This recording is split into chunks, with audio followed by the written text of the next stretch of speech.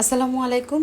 বৃষ্টির দিনে সন্ধ্যাবেলা চায়ের সাথে যদি এরকম ফুলকো ফুলকো মজার আলু পুরি হয় তাহলে কিন্তু বেশ জমে ওঠে।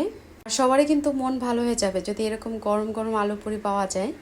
আর এই আলু পুরিটা খাওয়ার একটা সিক্রেট আপনাদের সাথে শেয়ার করব, যেটা অনেকেই হয়তোবা এর আগে কখনো ট্রাই করেননি।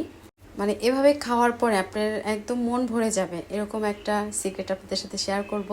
আর কিভাবে এরকম ফুলকো করে আলুপুরিটা আপনারা বাসায় খুব সহজে বানিয়ে নিতে পারবেন এবং সহজ উপাদান, ঘরে থাকা উপাদান দিয়েই এই আলুপুরিটা বাসায় বানানো যাবে। আশা করছি আমার আজকের এই আলুপুরি রেসিপিটা আপনাদের কাছে ভালো লাগবে। যদি ভালো লাগে তাহলে রিকোয়েস্ট থাকলো আমার চ্যানেলটি সাবস্ক্রাইব করার।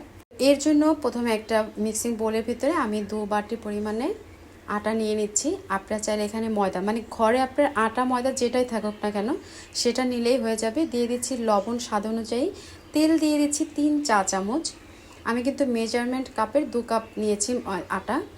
সামান্য পরিমাণে আমি বেকিং পাউডার অ্যাড করেছি। অবশ্যই চেষ্টা করবেন এই বেকিং পাউডারটা দেওয়ার জন্য, তাহলে আর ফুলকোটা নিয়ে আপনার কোনো টেনশন করতে হবে না। খুব ভালো করে তেলটা মিক্স করে অল্প অল্প করে পানি দিয়ে এটা খুব সুন্দর একটা ডো তৈরি করে নেব। রেগুলার যেরকম আমরা রুটি তৈরি করি ঠিক সেরকম। পানির পরিমাণটা বললাম না, আপনাদের অনেকের আটার অনুযায়ী কম বেশি পানি আর কি লাগতে পারে। ডোটা আমি তৈরি করে তারপর এটা রেস্টে এক সাইডে রেখে দিব। আর উপরে থেকে একটুখানি তেল হাতে লাগিয়ে দিয়ে দিব। আর এটা কিন্তু অবশ্যই ঢেকে রেখে দেব।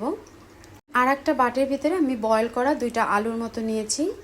ওগুলো খুব ভালো করে আমি এটা ম্যাশ করে নেব যাতে করে কোনো রকম দানা দানা না থাকে। তো আলুটা আমার ম্যাশ করা হয়ে গেছে। এখন এই সাইডে আমি নিয়ে নিচ্ছি পেঁয়াজ কুচি। আপনারা চাইলে পেঁয়াজটা ভেজেও নিতে পারেন, তবে আমি কাঁচা পেঁয়াজই নিয়ে নিচ্ছি 2টার মতন কাঁচামরিচ। চাট মশলা দিয়ে দিলাম 1 চা চামচ। চাট মশলায় কিন্তু একটু লবণ থাকে, তো লবণটা একটু বুঝে দিতে হবে। লবণ দিয়েছি, একটুখানি লাল মরিচের গুঁড়া দিয়েছি আর চিলি ফ্লেক্স দিয়েছি। এই চিলি ফ্লেক্সটা কিন্তু আমি একটু হালকা করে টেলে তারপরে দিয়েছি। টালা মরিচের একটু গন্ধটা কিন্তু অন্যরকম ভালো লাগে। পেঁয়াজটা হাত দিয়ে খুব ভালো করে প্রথমে মথে নিয়েছি, তারপর আলুর সাথে এটা সব কিছু খুব ভালো করে মিক্স করে নিলাম। এখন যে আটার ডোটা আমি রেডি করে রেখেছি সেটা আবারও হাত দিয়ে একটু ভালো করে মথে নেব। তারপরে এর থেকে ছোট ছোট করে লেচি কেটে নেব। আর গুঁড়া মরিচটা দেওয়ার কারণে আলুটার কালারটা একটু লাল হবে, এটা দেখতে ভালো লাগবে। এখন যে গোলাটা নিয়েছি এখান থেকে অল্প একটু গোলা কিন্তু আমি সরিয়ে রেখেছি, আপনারা দেখে বুঝতে পেরেছেন। এখন বড় গোলাটা থেকে আমি একটু বড় করে রুটি তৈরি করে নিব। হাত দিয়ে এটা করা যায়, এটার জন্য বেলুনের দরকার নেই। তারপরে এর মাঝ বরাবর যে ছোট রুটিটা ছিল সেটা দিয়ে এই মাঝ বরাবর আমি এটা দিয়ে দেব। এটা দেওয়ার কারণে কি হবে, আপনি এটা কখনোই আর ফেটে যাবে না, মানে ভিতর থেকে পুরটা আর বের হবে না। এখন দিয়ে দিচ্ছি আমি এখানে আলু। খুব বেশি একটা কিন্তু আলু দেওয়া যাবে না, মানে 1 চামচ পরিমাণে আর কি আমি দিয়েছি। তারপরে মুখটা খুব ভালো করে সিল করে দিতে হবে। আর এই কাজটাও কিন্তু খুব ভালো করে করতে হবে, নতুবা ভিতরে তেল ঢুকে যাবে আর এটা ফুলবে না। তো মুখটা কিভাবে সিল করেছি হয়তো আপনারা দেখে বুঝেছেন। কোনো রকম বেলুন ছাড়া এটা আমি হাতেই গোল শেপটা দিয়ে দিব।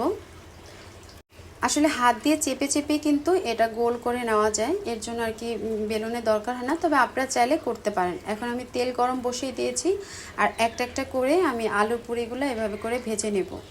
তেলটা যখন একদম হাই হয়ে যাবে একটা ভাজার পরে, তখন কিন্তু চুলার আঁচটা কমিয়ে তারপর আরেকটা ভেজে নিতে হবে। তো এপিট ওপিট উল্টে পাল্টে তারপরে আমি পুরিগুলো এভাবে ভেজে নিয়েছি। আলহামদুলিল্লাহ সবগুলা পুরি এরকম ফুলকো হয়েছে। আর এই পুরি খাওয়ার যে একটা সিক্রেটের কথা আপনাদের কাছে বলেছিলাম না, সেটা এখন বলি। আলুর পুরিটা তৈরি করার আগে আমি যে আলুর পুরটা তৈরি করে রেখেছিলাম না, সেই পুরিটা এখন 2 ভাগ করে কেটে সেই আলুর যে পুরটা সেটা ভিতরে দিয়ে দিব, কিছু সালাদ দিব আর একটুখানি শুকনা মরিচ আর পেঁয়াজের সাথে। এটা অসাধারণ। তা আজ পর্যন্তই। আল্লাহ।